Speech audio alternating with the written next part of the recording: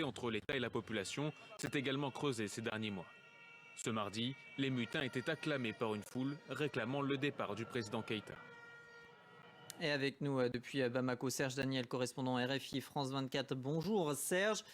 IBK, Ibrahim Boubacar Keïta, est-il toujours aux mains des mutins? Est-ce que vous en savez plus également sur les circonstances précises de cette démission, quelques heures seulement après cette annonce? Alors effectivement, il est toujours aux mains des mutins avec son Premier ministre, Boubou Cissé. Ils sont détenus dans un bâtiment qui sert d'école aux officiers à Kati, donc la garnison située à 14 km de Bamako, qui est aux mains des mutins, qui est le fief des mutins. Personne n'a pu avoir accès à eux à part les mutins.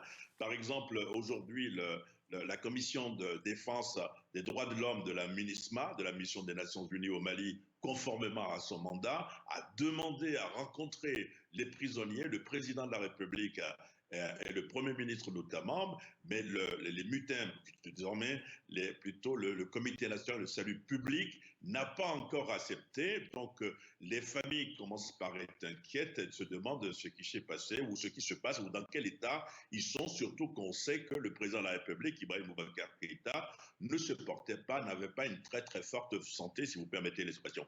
Alors l'autre information, c'est que hier nuit, à l'hôpital Gabriel Touré de Bamako, il y a 4 civils blessés qui sont décédés probablement par balles perdues. Est-ce que c'était lors de pillage? Est-ce que c'était parce qu'ils se sont tirés là-dessus? On ne sait pas encore exactement les circonstances dans lesquelles ils ont été tués, mais 4 civils tués hier nuit, c'est ce que révèle aujourd'hui l'hôpital Gabriel Touré de Bamako. Serge Daniel, correspondant de RFI France 24 depuis Bamako, la capitale malienne. Merci. Au Nigeria, plusieurs centaines de civils auraient été pris en otage dans le nord-est du pays. Des combattants présumés de l'ISWAP, l'État islamique en Afrique de l'Ouest, ont envahi la ville de Koukawa, une ville située sur les pourtours du lac Tchad. Ses habitants venaient à peine de regagner leur foyer après avoir passé 2 ans dans un camp de déplacés. Ils fuyaient justement les violences de cette région, une zone contrôlée par le groupe ISWAP qui a fait scission de Boko Haram en 2016. Dans l'actualité également, cette série d'accidents sur une autoroute traversant Berlin, la capitale allemande. 3 collisions provoquées volontairement.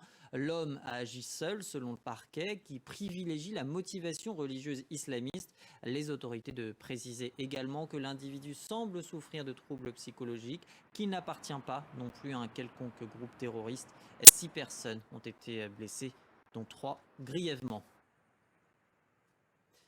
La Biélorussie, objet ce mercredi d'un sommet extraordinaire de l'Union européenne. La situation dans le pays inquiète. Appel à la démission et menace de sanctions n'entament pas la détermination d'Alexandre Loukachenko.